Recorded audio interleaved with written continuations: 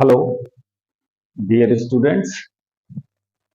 पिछले जो वीडियो था उसमें जो है हमने आपको साइंस के बारे में कुछ थोड़ी सी बातें बताई थी। तो उसमें एक चीज आपको बताई थी कि कोई भी क्वांटिटी, जिसे फिजिकल क्वांटिटी किसे कहते हैं, फिजिकल क्वांटिटीज वो क्वांटिटीज होती हैं जिन्हें आप टच कर सकते हैं, एक्सपीरियंस कर सकते हैं, देख सकते हैं, छू सकते हैं। यानी the quantities which are touchable, seeable and experienceable are said to be physical quantities. ये बात आपको हमने उस दिन बताई। तो अब देखें, तो उसमें क्या था कि जब फिजिकल क्वांटिटीज जो थी उन्हें आप देख सकते थे, छू सकते थे और अनुभव कर सकते। तो ऐसी नेचर में बहुत सारी क्वांटिटीज पाई जाती हैं जिन्हें आप देख सकते हैं, छू सकते हैं और अनुभव कर सकते हैं। तो उन क्वांटिटीज की स्टडी करना जो है, it is very typical process, very typical. आपके नेचर में बहुत सारी क्वांटिटीज ऐसी होती हैं जिन्हें आप देख सकते हैं, छू सकते हैं और अनुभव कर सकते हैं। तो ऐसी क्वांटिटीज जो हैं वो नेचर में जब पाई जाती हैं तो उनको आप इतना आसानी से जो है लर्न नहीं कर सकते, उनके बारे में जान नहीं सकते। तो इसके लिए साइंटिस्ट ने क्या किया कि कुछ क्वांटिटीज को फंडामेंटल क्वांटिटीज कहा और ये कहा कि केवल इन क्वांटिटीज को आप जान लीजिए तो आप सारी क्वांटिटीज के बारे में जान जाएंगे। ठीक है, तो वो क्वांटिटीज क्या कहेंगी? Fundamental quantities. तो फंडामेंटल क्वांटिटीज क्या हुई?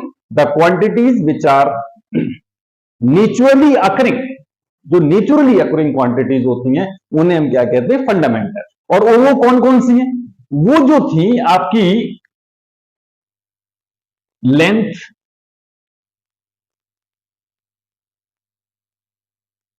मास,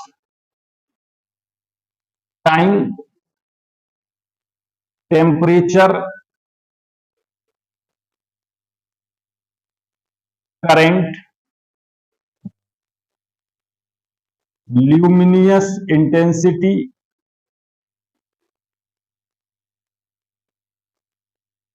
and amount of substance. Amount of substance. These 7 quantities are said to be fundamental quantities. In 7 quantities को क्या कहा गया? फंडामेंटल क्वांटिटीज कहा। और ये कहा गया कि इन क्वांटिटीज से आप जो भी क्वांटिटी हैं, जितनी भी अदर क्वांटिटीज हैं, उनको ऑब्टेन कर सकते। तो जो क्वांटिटीज इनकी सहायता से ऑब्टेन करी गई उन्हें क्या कहा गया? Derived quantities. और ये जो क्वांटिटीज हैं they are said to be fundamental.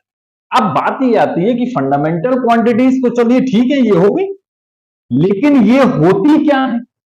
अगर इनको डेफिनेशन डिफाइन किया जाए, अगर इनकी डेफिनेशन देनी हो तो क्या? लेंथ, सभी लोग है क्या? What is length? किसे लेंथ कहते हैं? तो length is the separation between two points. If we consider two points, then the separation between these 2 points is said to be length.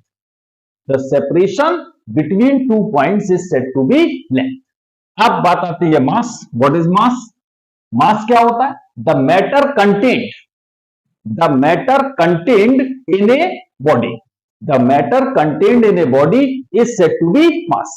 तो मैटर कंटेंट की बात आती है तो व्हाट इज द मैटर? किसे मैटर कहते हैं? The space occupied by that body is said to be matter.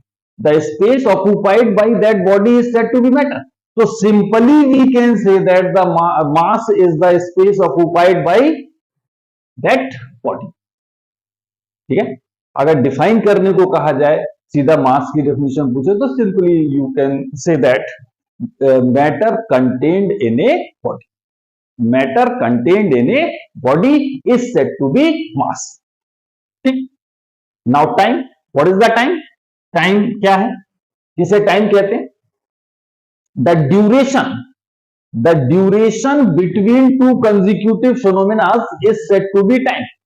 किन्हीं भी दो कंसेक्यूटिव फिनोमेना के बीच में जो ड्यूरेशन होती है उसे हम क्या कहते हैं, टाइम पीरियड। वो सिंपल इजी सी डेफिनेशन है कि the duration between two consecutive phenomena, the duration between two consecutive phenomena is said to be time. ठीक है, अब इसके बाद और थोड़ा सा आगे चलते हैं तो what is the temperature. All of you know about temperature. Temperature सभी लोग जानते हैं, जैसा आजकल देख रहे हैं जैसे जैसे गर्मी बढ़ती जा रही तो we can say that temperature will rise. जब सर्दी पड़ रही थी तो we can say that temperature will decrease. तो अब बात ये आती है कि टेम्परेचर है क्या, किस चीज को टेम्परेचर कहते हैं, किस चीज को टेम्परेचर कहते हैं भाई। तो temperature the degree of hotness और कोल्डनेस ऑफ ए बॉडी, किसी भी कोई भी बॉडी कितनी गर्म है या कितनी ठंडी है, इस बात की जानकारी जो है वो हमें किससे मिलती है, टेम्परेचर से। यानी उस एक्सटेंट वो हमें मेजर करना, उस किस एक्सटेंट तक कोई भी ऑब्जेक्ट ठंडी है या कोई भी ऑब्जेक्ट गर्म। तो द डिग्री ऑफ हॉटनेस और coldness of a body is said to be temperature. ठीक है, ये बात टेम्परेचर की आ गई। अब current, all of you know about current, सभी लोग जानते हैं करंट है क्या, rate of flow of charge. Rate of flow of charge is said to be current. यानी rate of flow of charge, rate of flow of charge is said to be current. Rate of flow of charge. अब ये एक word यहां पर और आ रहा है कि व्हाट इज चार्ज। चार्ज क्या है, किसे चार्ज कहते हैं। चार्ज सभी लोगों ने सुना तो होगा, लेकिन एग्जैक्ट डेफिनेशन जो है वो आपको नहीं पता होगी। तो देखिए क्या होती है डेफिनेशन, किसे चार्ज कहते हैं, व्हाट इज चार्ज। तो all of you know that every atom is electrically neutral. प्रत्येक एटम जो है वो आपका क्या होता है, इलेक्ट्रिकली न्यूट्रल। इलेक्ट्रिकली न्यूट्रल मतलब इट पॉजेस नो चार्ज, कोई भी चार्ज इसमें नहीं होता। जबकि एटम के अंदर आपके प्रोटॉन, न्यूट्रॉन और इलेक्ट्रॉन्स होते हैं। प्रोटॉन जो है वो आपका पॉजिटिवली चार्ज माना गया है, न्यूट्रॉन जो है वो आपका इलेक्ट्रिकली न्यूट्रल है, और जो आपकी इलेक्ट्रॉन्स हैं दे आर नेगेटिवली चार्ज। तो इलेक्ट्रॉन को जो है जे थॉमसन ने डिस्कवर किया था और ये कहा था कि इलेक्ट्रॉन जो है वो आपका एलिमेंट्री पार्टिकल है and it is the smallest unit of charge, ऐसा थॉमसन ने बताया। उसके बाद जब गोल्डस्टाइन ने प्रोटॉन की डिस्कवरी करी थी तो उन्होंने कहा था कि प्रोटॉन जो है वो आपका एक पॉजिटिवली चार्ज पार्टिकल है और it lies inside the nucleus, inside the nucleus. अब एक चीज और आती है इसी में कि जब न्यूक्लियस के अंदर लाई करता है तो न्यूट्रॉन जो जेम्स चैडविक ने डिस्कवर करे थे, जेम्स चैडविक इन 1932, तो उन्होंने ये कहा था कि they are electrically neutral and lies inside the nucleus. So that is protons and neutrons lies inside the nucleus while electrons are revolving around the nucleus. ये आप लोग इतना तो आप सब जानते हैं। तो एटम में proton, neutron, proton and neutron lies inside the nucleus while electrons lies outside the nucleus। ठीक है, अब चलिए इतनी बात हो गई। अब एक चीज और आती है कि नंबर ऑफ प्रोटॉन्स और नंबर ऑफ इलेक्ट्रॉन्स दोनों बराबर होते हैं और दोनों पर जो चार्ज कंसीडर किया गया है वो 1.6 इंटू 10⁻⁻19 कूलम का कंसीडर किया गया। दोनों प्रोटॉन पर पॉजिटिव होता है और इलेक्ट्रॉन पर नेगेटिव होता है। ठीक है, अब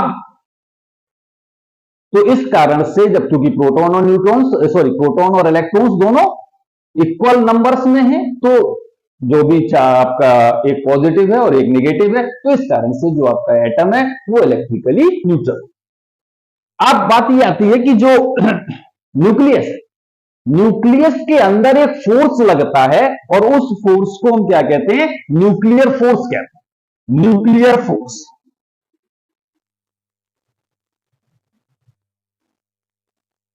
तो न्यूक्लियर फोर्स, और यह माना गया कि nuclear force is the strongest force in nature, strongest force in nature. और जब स्ट्रॉन्गेस्ट फोर्स है तो अब देखिए एक चीज और समझिए जरा यहां पर, कि अगर किसी भी बॉडी की पोजीशन को आप चेंज करना चाहते हैं, जैसे मान लीजिए ये है, इसको हम यहां ये ऐसे पकड़े हुए हैं और इसको कहीं दूसरी जगह ऐसे शिफ्ट करना चाहें, तो इस पर अब क्या होगा कि उतना फोर्स लगाना पड़ेगा जो जो इस पर लग रहा है। यानी जो किसी भी बॉडी को अगर आप अपनी पोजीशन से डिस्प्लेस करना चाहते हैं तो उस पर हमें उतना फोर्स लगाना पड़ेगा जितना फोर्स उस बॉडी पर लग रहा है। ठीक है, तो अगर तो या उससे ज्यादा लगाना पड़ेगा तब वो बॉडी डिस्प्लेस होगी। तो अभी हमने जैसा बताया कि nuclear force is the strongest force, तो न्यूक्लियर फोर्स से ज्यादा फोर्स आप लगा नहीं सकते, और जब ज्यादा फोर्स आप लगा नहीं सकते तो कुछ किसी भी बॉडी को उसकी पोजीशन से डिस्प्लेस नहीं किया जा सकता। किसी भी बॉडी को उसकी पोजीशन से आप डिस्प्लेस नहीं कर सकते जब तक उससे ज्यादा फोर्स नहीं लगाएंगे।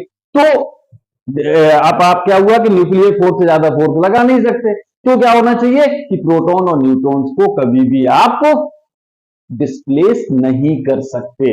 इसी कारण से proton and neutrons are never comes out from the nucleus. Clear? बचे आपके क्या? इलेक्ट्रॉन्स। तो इलेक्ट्रॉन्स आपके क्या होते हैं? Negatively charge.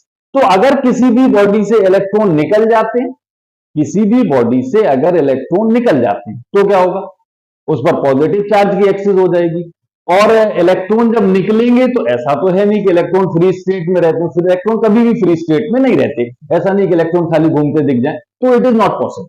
तो इलेक्ट्रॉन जब फ्री स्टेट में नहीं रहते तो एक से निकलेंगे तो दूसरी में जाएंगे, एक से अगर निकलते हैं तो दूसरे बॉडी में जाएंगे। तो जिससे निकलेंगे वो क्या हुआ? पॉजिटिव चार्ज, और जिसमें जाएंगे उस पर क्या होगा? Negative charge. बिकॉज जहां से निकलेंगे वहां पर डेफिशिएंसी ऑफ इलेक्ट्रॉन होगी और जहां पर जाएंगे वहां पर एक्सेस ऑफ इलेक्ट्रॉन। और इलेक्ट्रॉन क्या होता है? नेगेटिव चार्ज होता है। तो जहां से निकला वहां पर पॉजिटिव हो गया और जहां पर गया वहां पर नेगेटिव हो गया। तो हुआ क्या? मेनली जो हुआ वो क्या हुआ कि redistribution of electrons, redistribution of electrons is said to be charge. Charge की डेफिनेशन अगर कोई पूछे तो आपको सिंपल छोटी सी बात ये बतानी है कि redistribution of electron, redistribution of electrons is said to be charge. ठीक, आपको जो डेफिनेशन कहीं भी आपने पढ़ी हो अगर तो उसमें पढ़ा होगा flow of electrons is said to be charge. Flow of electron का मतलब क्या हुआ कि जैसे यहां से मान लीजिए इसमें जा रहे थे, जब यहां पर मूव करेंगे तभी तो वो फ्लो होगा। और जो चार्ज डेवलप होता है वो किस पर होता है? बॉडीज पर होता है। जैसे इस पर पॉजिटिव, इस पर नेगेटिव। चार्ज किस पर होता है? बॉडी पर। और जब बॉडी पे चार्ज होता है, और ये कहा गया फ्लो ऑफ इलेक्ट्रॉन, और इलेक्ट्रॉन कहां मूव करते हैं? बॉडी के बाहर मूव करते हैं। तो इसलिए ये डेफिनेशन जो है वो एग्जैक्टली करेक्ट नहीं। तो केवल आपको ये ध्यान रखना है, जो डेफिनेशन अगर देनी है तो redistribution of electrons, redistribution of electrons is said to be charge, और rate of flow of charge is said to be correct. Rate of flow of charge is said to be correct. ठीक है, अब rate of flow of charge हो गया, current की definition हो गई। अब बात आती है ल्यूमिनियस इंटेंसिटी। ल्यूमिनियस क्या है? What does it mean? Luminous, what is luminous? तो ल्यूमिनियस वर्ड मींस चमकता, यानी कोई भी चमकती हुई ऑब्जेक्ट ल्यूमिनियस ऑब्जेक्ट कहलाती है। चमक रही हो बस, जैसे आपका बल्ब है चमकता है, आपकी जो ट्यूबलाइट है, जो भी एलईडीज हैं, ये सारी चमकती। तो इनसे क्या निकलता है? लाइट निकलती है। यानी लाइट क्या है? एक एनर्जी। तो simply we can say that light energy emitted out, light energy emitted out per unit area normal to the surface is said to be luminous intensity। यानी एनर्जी या light energy radiated by luminous object per unit area normal to the surface normal to the surface, यानी जैसे मान लीजिए कोई भी surface है तो इसके ये परपेंडिकुलर टू द सरफेस। जो भी लाइट एनर्जी रेडिएट होती है उसे हम क्या कहते हैं, ल्यूमिनियस इंटेंसिटी के। Energy radiated per unit area normal to the surface of a luminous object. अब यहां पर लाइट आप बोले तो ठीक है, ना बोले तो भी ल्यूमिनियस का मतलब उससे लाइट रेडिएट हो रही है। जो रेडिएशन हो रहा है वो केवल लाइट का ही हो रहा है। ठीक है, क्लियर। अब देखिए थोड़ा सा और आगे चलते हैं। Amount of substance. देखिए ये जो जितनी भी चीजें हम बता रहे हैं ये आपको जनरली बुक्स में अवेलेबल नहीं है, बुक्स में नहीं मिलेंगी ढूंढने। ठीक है, काफी बहुत कुछ ढूंढना पड़ेगा तो शायद मिल जाए, अदरवाइज तो इसलिए हम आपको ये चीजें बता रहे हैं क्योंकि ये आपको पता होना चाहिए। अगर आप मास यूज करते हैं तो मास होता क्या ये पता होना चाहिए। टाइम क्या होता है, किसे टाइम कहते हैं, तो ये सारी चीजें आपको आनी चाहिए। तो अब बात आती है amount of substance. What is the amount of substance? Amount of substance है क्या? वही चीज, the matter content in a body. Matter contained in a body is said to be amount of substance. अभी देखिए हमने मास में भी यही चीज बताई थी, matter contained in a body. अब आपको हम अमाउंट ऑफ सब्सटेंस में भी यही चीज बता रहे हैं कि मैटर कंटेन्ड इन बॉडी। तो आप लोग भी ये सोचेंगे आखिर क्या मतलब है इसका, भाई दो चीजें, क्वांटिटी दो हैं और डेफिनेशन एक। क्वांटिटी तो दो है लेकिन डेफिनेशन एक है, तो ऐसा कैसे हो सकता है भाई? एक ही क्वांटिटी बोलनी चाहिए, दो क्यों रखी गई? Why, what is the reason अब बिहाइंड दिस? तो क्या रीजन है, क्या डिफरेंस है इन दोनों में? What is the difference? अब देखिए जैसे आपने कोई भी बॉडी ली, मान लीजिए ये बॉडी, इसमें मॉलिक्यूल्स का अरेंजमेंट हुआ। मान लीजिए ये आपने मॉलिक्यूल्स का अरेंजमेंट किया, ऐसे ही तो अरेंज होंगे मॉलिक्यूल। तो space occupied bye these molecules is said to be amount of substance and space occupied by whole body यानी कि ये जो स्पेस बीच में आ रहा है उसको भी अगर हम काउंट करते हैं तब उससे हम क्या कहते हैं, मास। यानी space occupied by molecules only is said to be amount of substance and space occupied by whole body is said to be mass. This is the difference, इसको समझिए। यानी डिफरेंस क्या है, किसी भी बॉडी के द्वारा जो भी स्पेस कवर्ड होता है उसे हम क्या कहते हैं, टोटल स्पेस, उसे क्या कहते हैं, मास। और जो मॉलिक्यूल्स स्पेस को ऑक्यूपाई करते हैं उसे क्या कहते हैं, अमाउंट ऑफ सब्सटेंस। ठीक है, तो ये था इन जो फंडामेंटल क्वांटिटीज मानी गई वो उनकी डेफिनेशन थी कि आखिर फंडामेंटल क्वांटिटीज होती क्या हैं। ये बात आपकी समझ में लगभग आ गई हो। तो अगर आपको ये वीडियो, ये हमारी बातें अच्छी लगे तो लाइक कीजिए, सब्सक्राइब कीजिए और अपने जो दोस्त हैं दोस्तों को भी शेयर करें जिससे उनका भी फायदा हो। केवल आप अपना फायदा मत करिए, अपना तो कर ही रहे, अपना तो आप पढ़ें और लोगों को भी इस चीज को शेयर करें तो उनको भी कुछ ना कुछ फायदा मिलेगा। ठीक है, थैंक यू।